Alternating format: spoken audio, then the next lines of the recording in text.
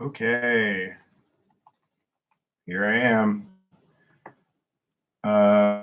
Anybody there? Can't see if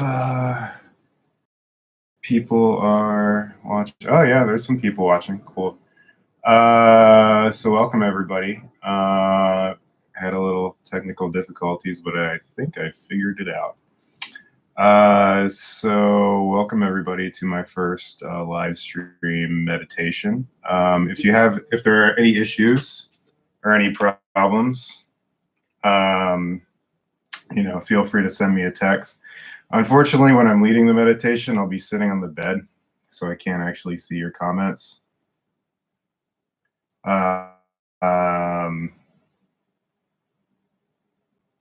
Sorry, getting updates from other people about the stream. Refresh page. Let me see.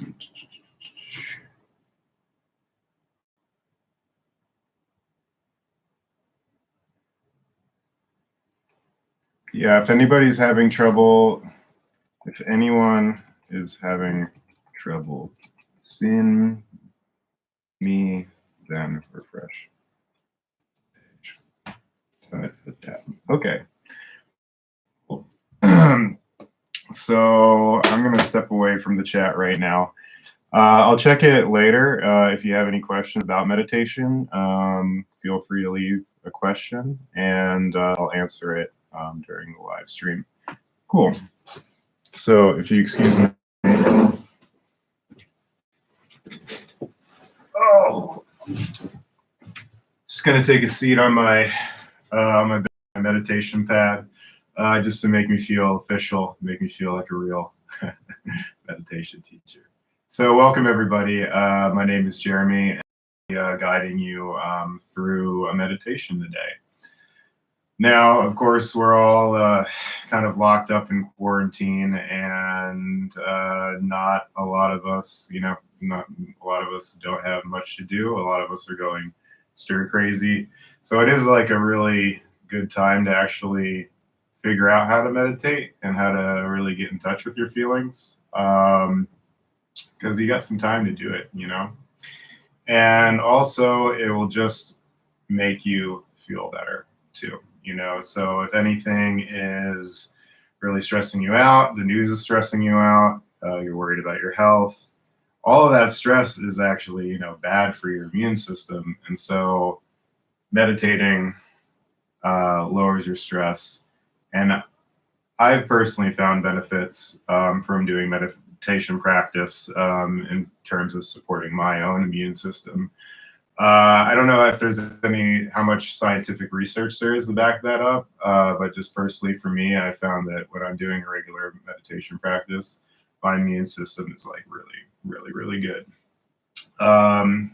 So in thinking about the meditation and thinking about the current situation, I actually got a text message from a friend of mine that I met while working at BAM. I worked at BAM, Brooklyn Academy of Music, for a couple weeks.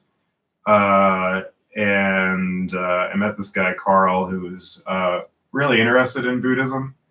And he was interested in my background. And so we started chatting a lot, exchange info. And so he sent me a text message. I hope he doesn't mind that I'm sharing this. Nothing too personal, but he said, "So a politician, a doctor, and a Buddhist walk into a global pandemic. The Buddhist says, ... Seriously, I'd like to know, what do you think?" So I'm may not be the spokesperson for all Buddhists all over the world. But personally, for me, when I think about Buddhism in relation to the pandemic that we're experiencing right now, it really is a good reminder and a good way to focus on how interconnected we all truly are. It's one of the fundamental teachings of Buddhism, is this idea of interconnectedness and interdependence. So, we go through life. I'm me, you're you. We think we're separate from our environment. But really, that, according to Buddhist philosophy, is really just a false construct. We are not separate to our environment at all. We are actually intimately tied to our environment. We are a product of our environment. And we can really see that now with COVID-19 happening. Lots of people are practicing social distancing. And you can see that your actions truly affect other people, right? So I know, for instance, every time I come back inside, I'm always washing my hands, which is something I didn't used to do. Maybe I should have. But just taking extra care to stay away from people, which has been really hard. But then also, flips on the flip side, I've seen the opposite. While we are supposed to stay distant from each other, more people are making an effort to connect in the ways that they can. And I mean, I've been talking to people, that I haven't really been talking to on a regular basis now because of this whole situation. So we can see that, again, even though it's physically, separating us in a lot of ways, in a lot of other ways, this whole pandemic is really bringing us together. So that's kind of like what I want us to think about, or it's just sort of having the background of our mind when we're going into this meditation, this idea of interconnectedness, how we connect to our environment, and how our actions, our definite actions, can have definite outcomes, not only for ourselves, but for everybody around us. So cool. So just a little bit about the meditation practice that I'll be doing today, or guiding you through today. Traditionally it's called shamatha meditation, which is often translated, that term shamatha is often translated into meaning calm abiding. So what does calm abiding meditation mean? Well, basically it's a form of mindfulness meditation where you are building your concentration. So we're going to be picking different objects of focus, this time in particular related to our own body, as our objects of focus, and that's what we're going to focus on. And they say that by focusing on these particular objects, we're building our concentration. And by building our concentration, it actually allows us to become calm. And I know that I've experienced this. I don't know if any of you have, but when I'm really anxious or really scared, it's very hard to concentrate, right? And particularly with, all of this news coming at us all the time, all the misinformation that there's been about COVID-19, it's just a lot of noise, and all that noise is incredibly distracting and produces a lot of anxiety. So by building up your concentration, you therefore reduce your anxiety. So now this meditation is going to take about 2 stages. So first we're going to start off with a body scan, which will be moving our attention to different parts of the body. And then we'll be moving into focusing on your breath, and I'll guide you through that whole process. I always like to start off meditations by doing a body scan, because personally I feel that when people meditate, they often overemphasize the mind aspect of it. Where for me personally, I think it really is more of a combination of a mind and body exercise. I mean, we're focusing on physical sensations while watching our mind, and we're really trying to bring the two together. And as I continue to do the series, I'll probably keep talking again and again about how much I really don't like this whole idea of a mind-body divide, and how I personally feel that, they are completely and intimately one and the same. So the meditation should take about 12 to 15 minutes. You can feel free to take a comfortable seat. I'm sitting cross-legged. You don't have to be sitting cross-legged. If you're just sitting in a chair, that's fine. If you're standing, you could also do that. It's fine.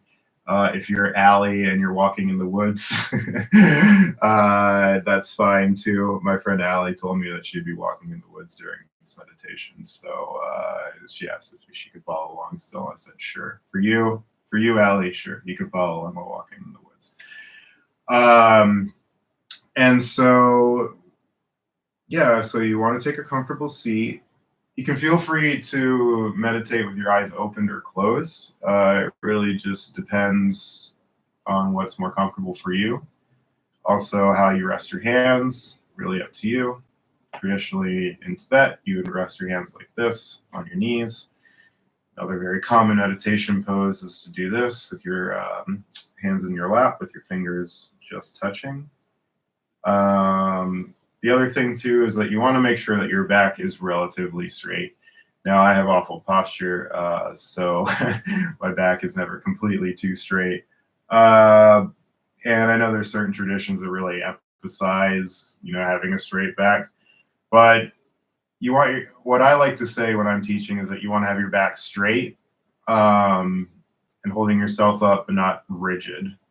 And that's actually a good metaphor for our practice because we want to be paying attention and while also having a certain awareness. So we want to have a certain drive, we're actually practicing meditation, but we also want to kind of let go a little bit too, because you can't grip and hold on while meditating too much.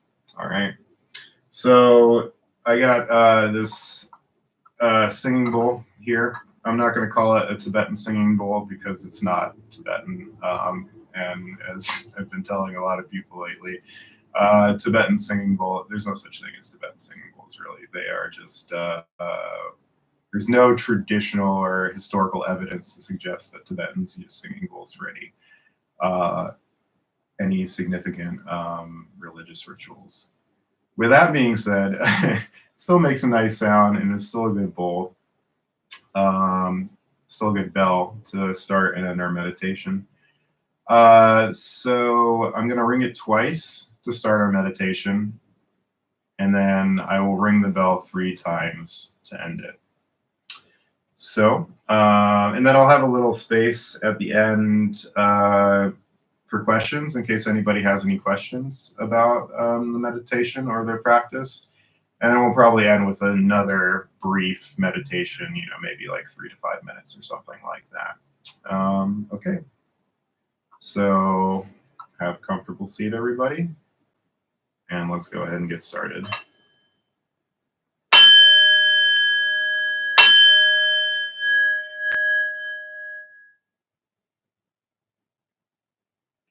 All right. Taking your comfortable seat, we are going to move our attention to our feet. So just feel your feet. Become aware of them. Notice, are they warm? Are they cold? Are you wearing socks? Do you have shoes on? However your feet are, just become aware of them in this moment and recognize how they feel.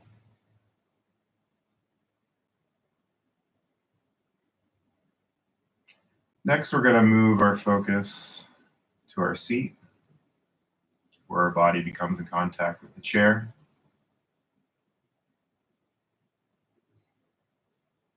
Feel its support.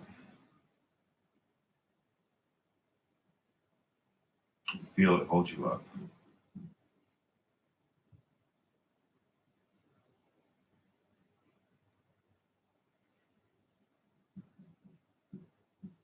Now we're going to move our attention to our belly.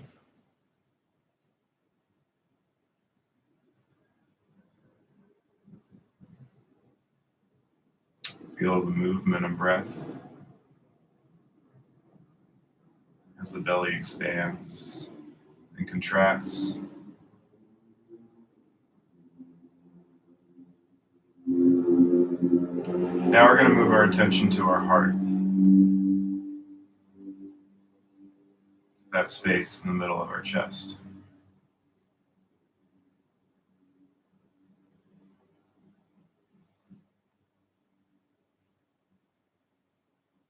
Now we'll move our attention to the back of the shoulders. Maybe they feel a little tight, maybe they feel a little loose. Either way, you don't have to change anything. Just become aware of how your shoulders feel in this moment.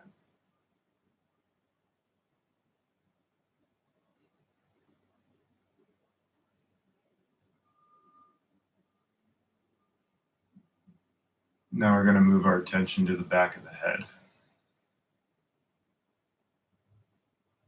Just become aware of that part of your body.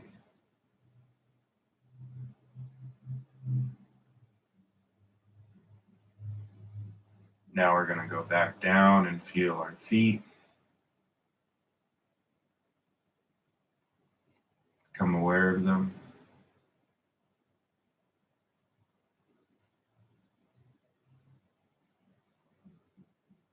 Now we'll move our attention up to our seat. Feel our body supported.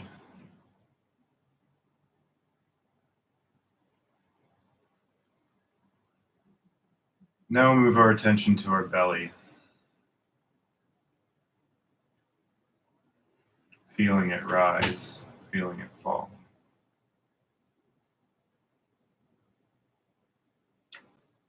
Now we'll move our attention to our chest,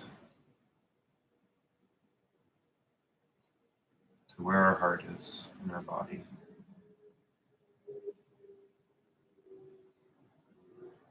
Now we'll move our attention to the back of the shoulders.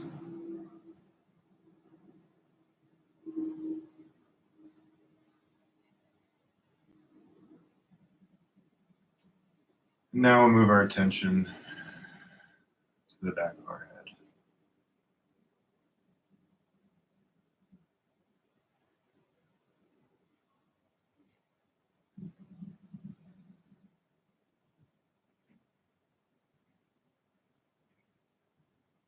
All right, one more time, we're going to move our attention down to our feet.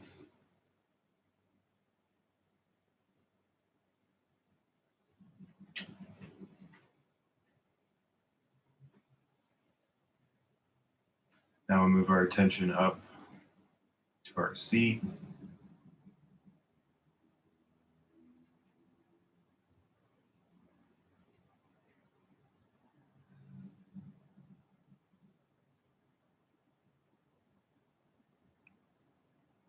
Now we'll move our attention up to our belly.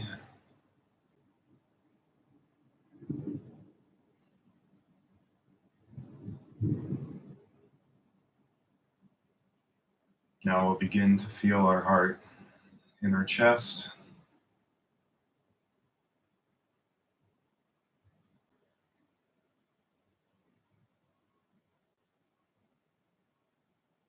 Now we'll move our attention to the back of the shoulders.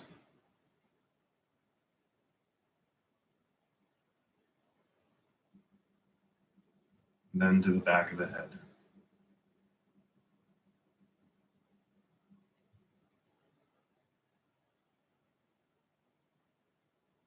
Now we're going to move our attention to our breath. Wherever the breath feels strongest to you in your body, move your attention there. For some people, this may be in their belly. For other people, this may be in your chest. Some people, it may be the tip of the nostrils. But wherever you feel the breath strongest in your body, move your attention there and become aware of it. There's no need to change your breath. Just simply notice how it is right now. And if you become distracted or if something drives your attention away, that's truly okay. Just recognize that you have been distracted and gently and without judgment, move your attention back to the breath.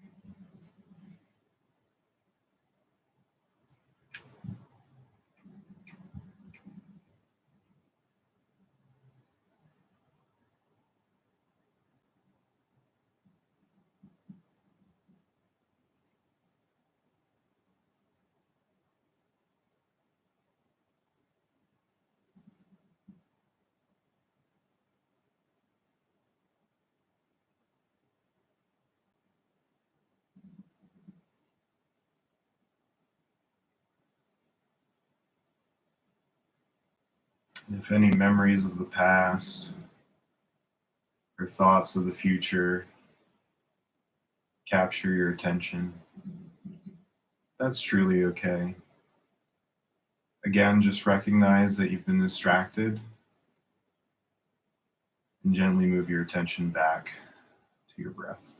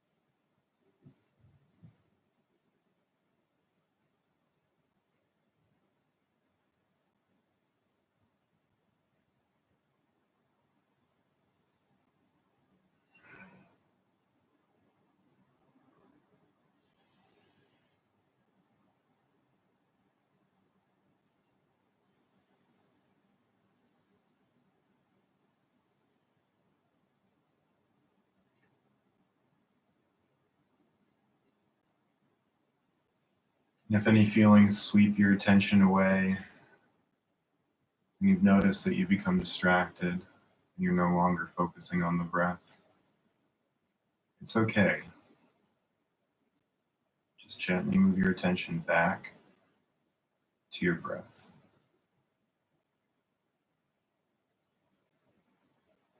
You may do it once, you may do it 1,000 times. No matter how many times you have to do it, you can always start again. Once you've been distracted, just move your attention back to the breath.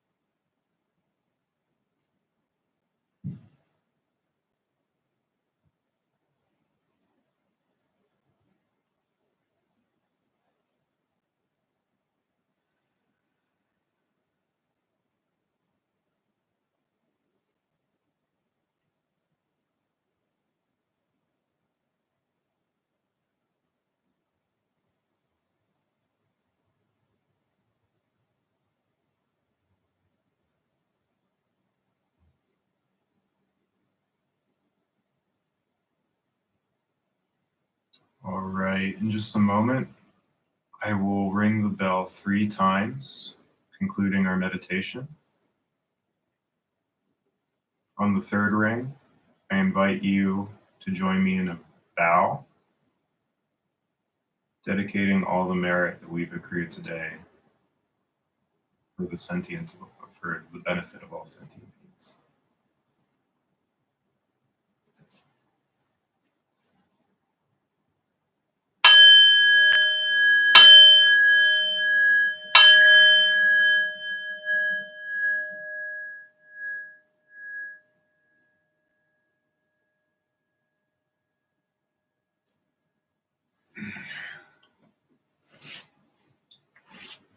Okay, so that concludes our first round of meditation. Does anybody have any questions about anything, about the practice, or if anybody would like to share something of their experience, feel free to be in the chat. I can see now, so if you want to write something. But if not, that's also okay, and we can just conclude with another brief round of meditation at the end. So I'll just give myself a minute. Also, I was just thinking about different types of content that I could create for a meditation channel like this. This is obviously my first time doing the live stream, but it's definitely something that I want to keep up with. If you have any feedback about what you'd like to see on the channel, also feel free to subscribe to the channel as well. Also, if you'd like to have more personal one-on-one sessions with me, feel free to email me, jeremyrmcmahan@gmail.com, just my YouTube name with Gmail at the end. If you'd like to reach out and touch base and discuss more in depth, I'm always happy to. Looks like we got a question. So it's Marina, who used to work at the Reuben with me. And she asked the question, one of the things I struggle with in meditation is neck head posture. Any recommendations? Honestly, I mean, there are certain traditions that really emphasize like posture and like Zen and Japanese Buddhism, Zen Buddhism. The whole stereotypical thing is, you got your meditation teacher walking around with the stick, and if he sees that you're slouching a little bit, he's going to come and whack you with the stick to make sure that you're standing up straight again. And that's definitely not my style at all when it comes to meditation. So I'd say if you're having trouble with your neck and your head posture, I mean, I'd be kind of curious to know more specific about, like, is it like a pain or is this having trouble holding your head up? I would just be kind to yourself with it and just like try to figure out a way that you can sit. Maybe sitting cross-legged affects it. Maybe sitting in a chair affects it. Just a way that you can relax and be comfortable. Maybe you need to work on your neck strength. I mean, a lot of people have so much like tension in their neck. Actually, this gets into more of my psychology that I've been into lately, but it's the connecting between the brain and the body, and there's all this like tension here because like the brain wants to do other things that the body doesn't. So lots of people have a lot of tension in their neck. So yeah, again, I would just try to find some form, maybe having a little back support would help your neck. You can also, the thing I always like to say too is that the Buddha traditionally said that you can meditate in 4 postures. Everybody thinks of meditation is just sitting down, right? But the Buddha said you could meditate in 4 postures. You could either meditate walking, standing, sitting, or lying down. So, whatever works for you, in those 4 forms, is totally okay from the big guy himself. So, The only thing is, though, a lot of people struggle with staying awake while meditating. So if that's you, if you struggle while staying awake while meditating, you definitely don't want to try lying down. You're probably gonna fall asleep. Cool. Any other questions? Give it a minute. Yeah, I was also thinking about like talking about some artwork too. You know, like trying to find. Not that I have any. Well, got one. I got one Tonka painting, but not that I have that much to show off. But I can find images online and maybe just discuss them a little bit before the meditation, then meditate, and then look at it again. Maybe see if we notice any differences or anything like that. Thinking about doing a video about just how to start a meditation practice too might be good. Cool. But it looks like there aren't any more questions right now. So I think we're going to start wrapping up. Just going to get a little sip.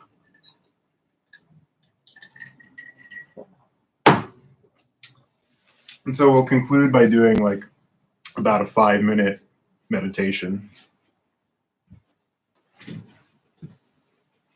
Oh, okay. Also, with this meditation, this round of meditation, comment.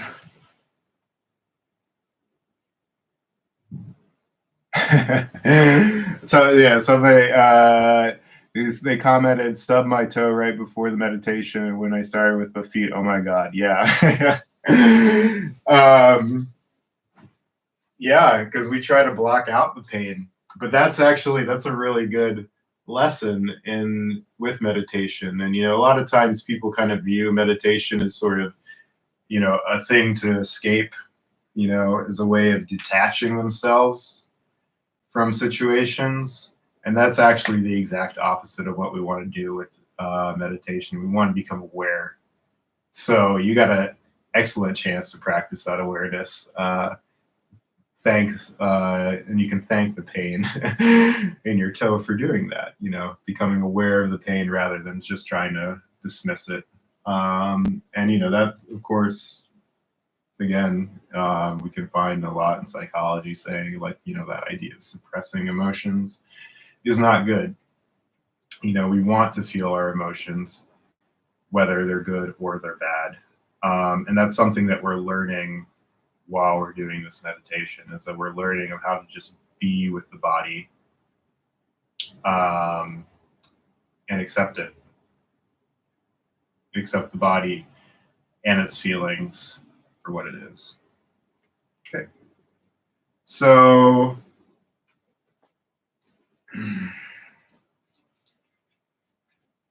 this time we're going to do about 5 minutes. And this time we're just going to go straight to focusing on the breath. So we're going to skip the body scan. And we'll start off and end in the same way. 2 rings at the beginning to start and 3 rings at the end to stop. Okay. So here we go.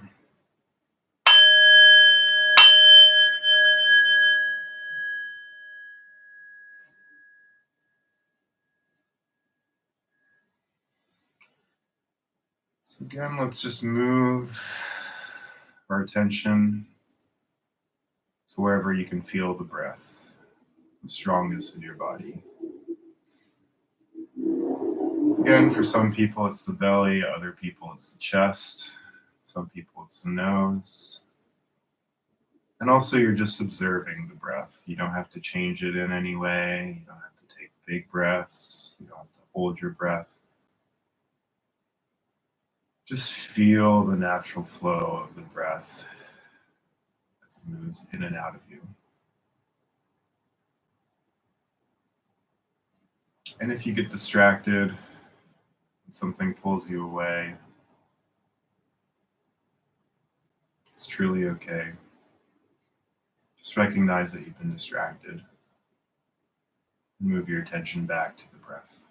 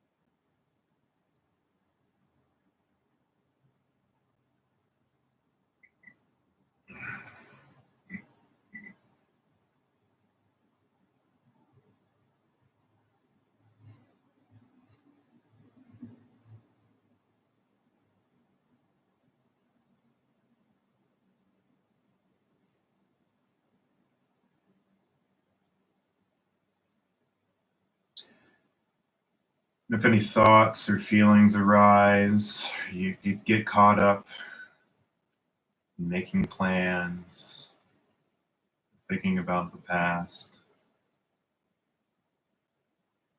Again, it's truly okay.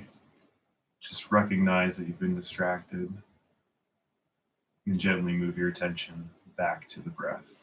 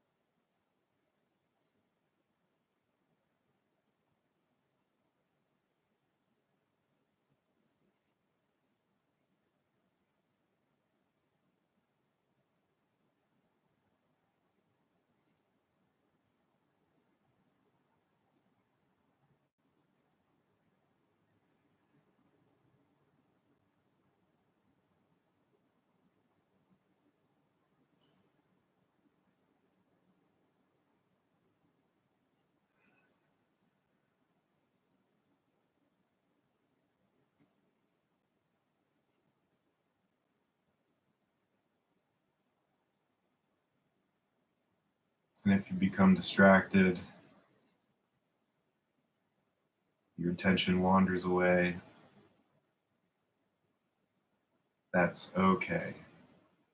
It happens to everybody. Just recognize that you've been distracted and move your attention back to the breath.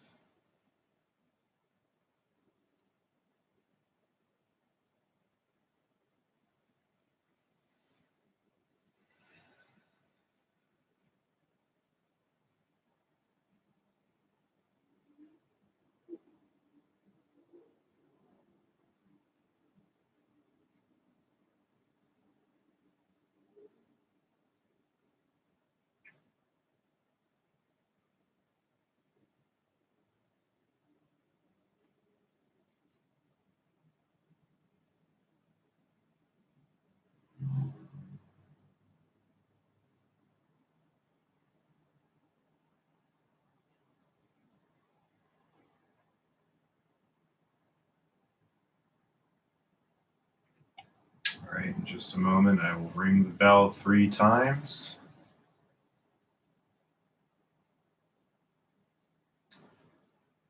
Once you've heard the third ring, I invite you to join me in a bow, dedicating all the merit that we've accrued today to the benefit of all sentient beings.